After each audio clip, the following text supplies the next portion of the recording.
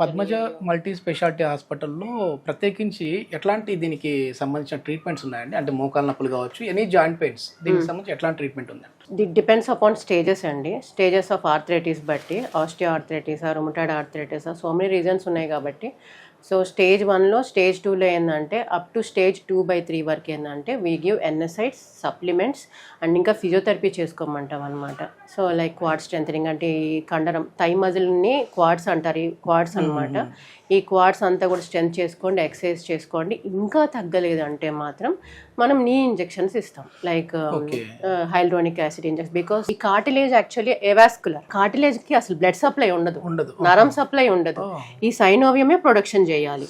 Okay, ఈ సైనోవియంలో main component ఏంటంటే హైల్డ్రోనిక్ acid.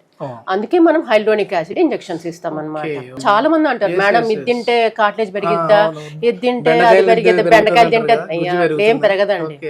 ఏదైనా కానీ మీరు ఏది తిన్నా కానీ సైనోవియల్ ఫీడ్కి ఏదో కొంచెం కొంత వస్తుందే తప్ప కార్టిలేజ్ మీకు తినే ఫుడ్స్ ఏమి ఉండవు. కార్టిలేజ్ పెరిగే ఫుడ్స్ లేవు.